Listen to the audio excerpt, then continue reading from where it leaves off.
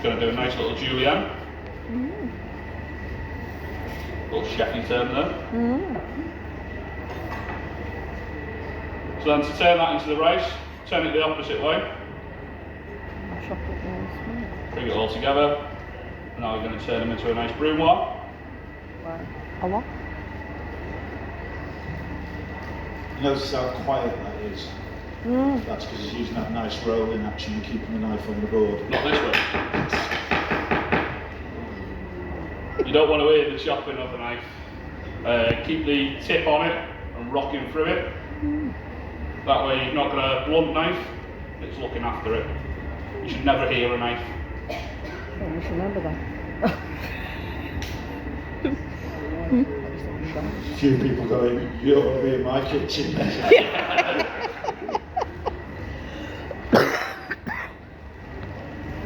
I always find when working with like Asian chefs, they're very choppy. Yeah. They're Cleavers for everything. And they start up here.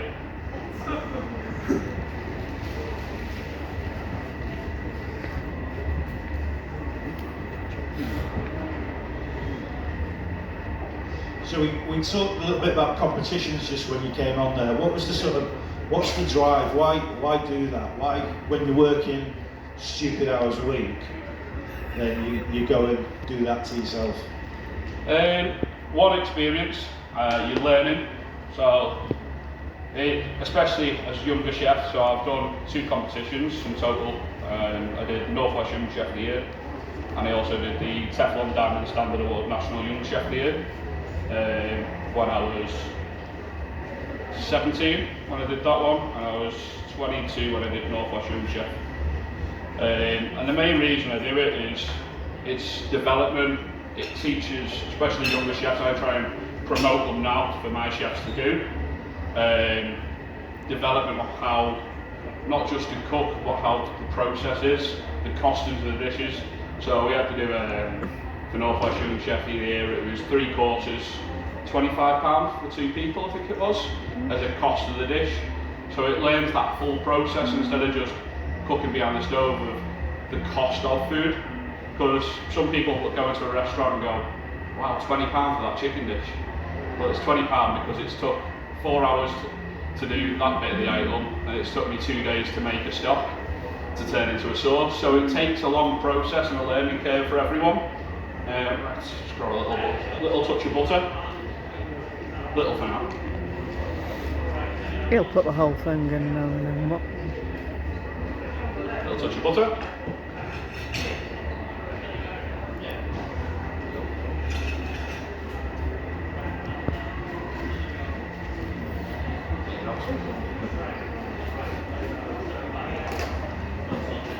So in here we've got some nice fresh scallops. So they've still got the roe on as well. I'm going to take that off, and they've also got a little bit on it that a lot of people forget to take off, and it's a little tiny bit of muscle. If you leave that on, the scallop goes quite tight and tough.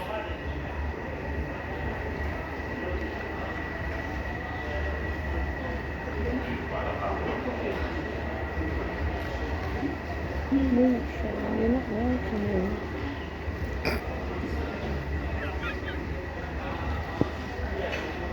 So in here now, we're just starting to sweat the celeriac down. Try and do it with no colour. Little tiny touch of pepper. Not too much pepper because it's a spice.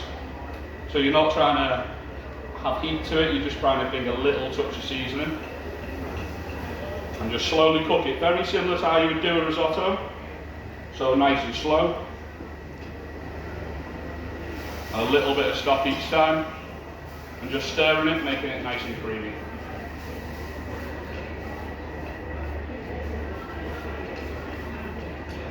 Okay, moving on to these scallops now. You can try it now. So we can see. I keep saying I need to try it. So we've got the roe of the scallop there, and on the opposite side there's a little bit of muscle membrane this side. So we grab the top of the roe, try and get under it, pull it around, and then grab that muscle,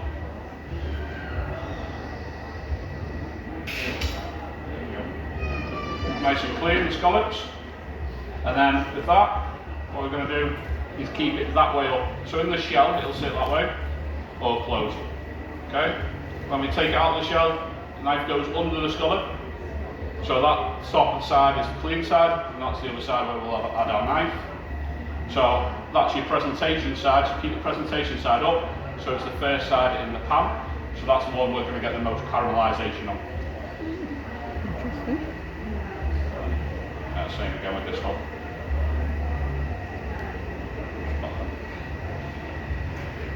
Put them at the side.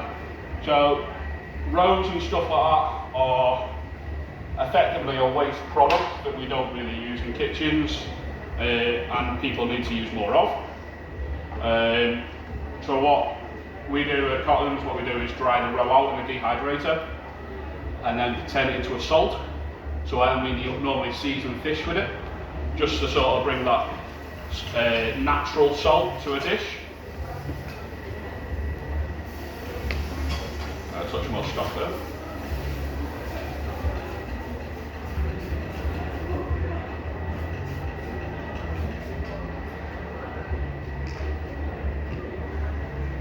A touch more butter. Turn that right down.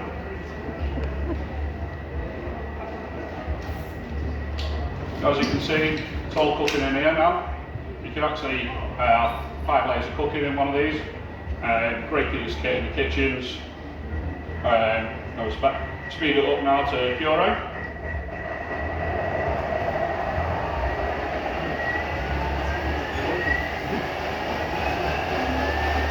They do a number of things there. You can kind of hear it ramping up.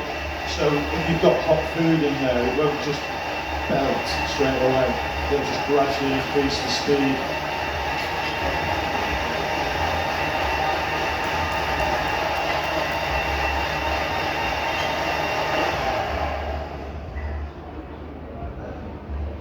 So what's the retail price of these days, Sean? Depends how you want to pay. Yeah. So monthly they're £38 a month over 3 years, but they're actually £1,189 for it. But if I said it'd absolutely save you a fortune on a lot of things, it's completely worth it. You can make your own mayonnaises in it in 20 seconds, little bits like that. Kettle, sous vide, peeler, you sort of do everything in one pot shop now. Expensive kettle. It is an expensive kettle. Apparently, if you make 2 brews a day at a normal kettle, compared to making it in this, you save £20 a month on electric. No. So, using a little product from MSK here, just to help the smoothness of it. It's a product called Ultratex. I'll show you another way it works in a second, but it also increases velocity and thickness of our sauce. When did you get? So if we've made a beef stock, we've got it to the right flavour, and we don't want to reduce it anymore to get it any thicker, we add a touch of Ultratex and whisk it in.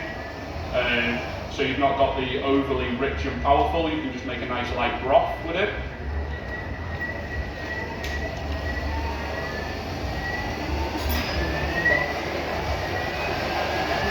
What way do you like to look with?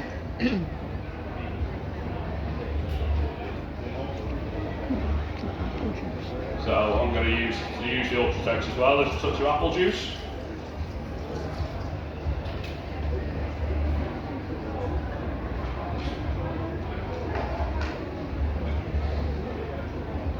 So just got a whisk. Because it's a savoury dish, instead of adding sugar, a little tiny touch of salt, just to bring them flavours out the apple a bit more. And then we're going to start adding Ultratex.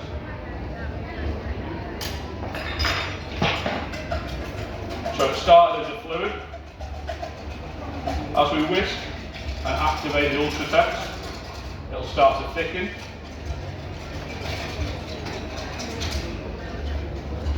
See now it starts to thicken just a slight bit. The more we whisk now, the more it activates.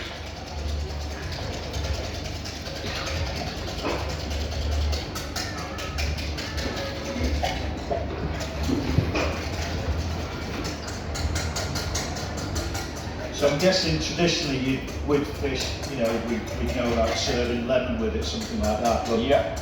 Similar to before with the grapefruit, the lime, things like that, what you're doing, cutting through it. It's very similar to what I'm doing with the apple, bringing that citrusy sort of sour note from the apple, which is why I'm going to be using Granny Smith's through the risotto as well. So a little touch of this puree as well.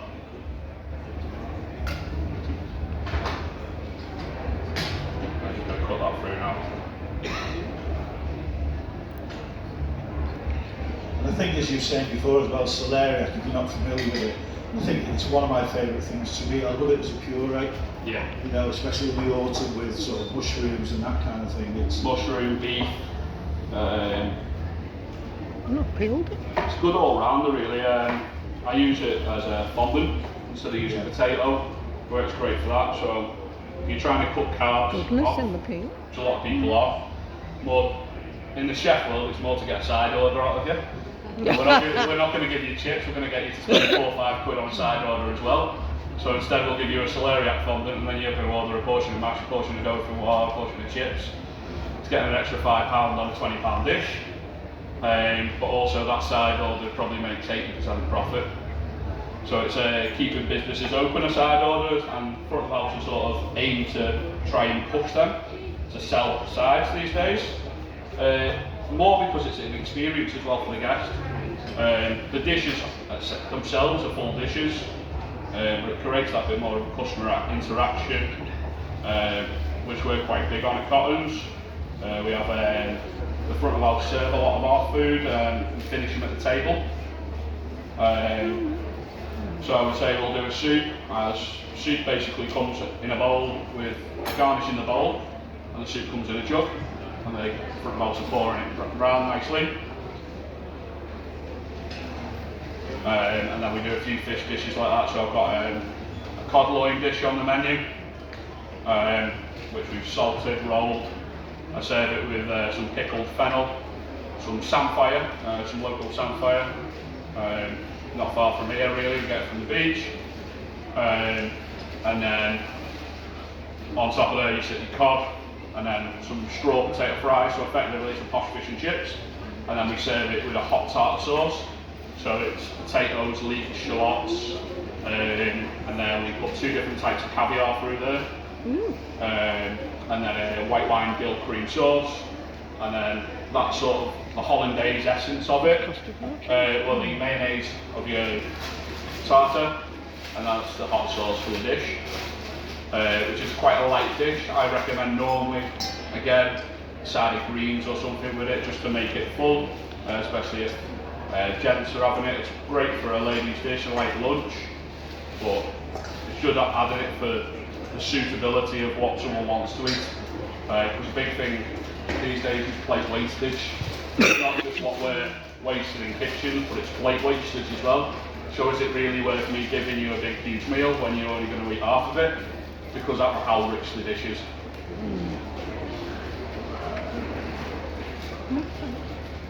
Tie that up. So risotto's nearly done now.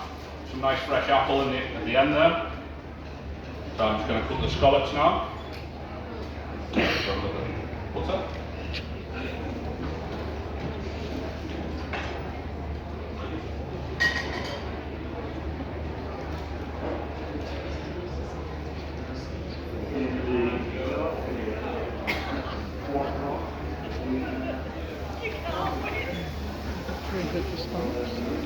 So in terms of that rice risotto, are you still looking for that kind of al dente texture? Just leave it nice and al dente, which is also why we just put the fresh apple right at the end through that.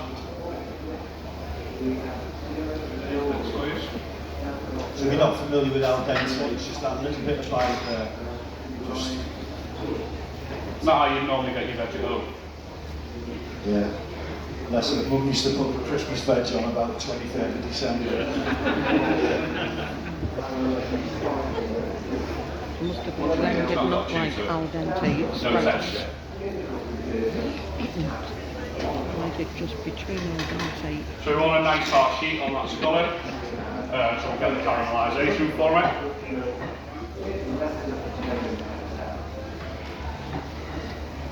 well done. That's better. You like cooking with fish, sure? I'm a lover of cooking with it. I don't eat it very often. It's not as much as it should. I'm more a fan of a white fish than a shellfish, to be fair. So I love cods, hakes, things like that. So this works great main course wise with 2 scallops, or doing it as a starter with just the one. Does. Sort of looking for that nice golden caramelised colour on your scallop. I'm just going to flip that over. Can obviously needs to be hot. And a lot of little butter. bit more butter. Only a little.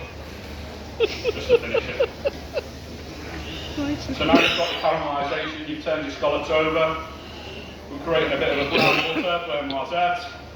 I'm just going to baste them scallops now. And a bit of foaming butter.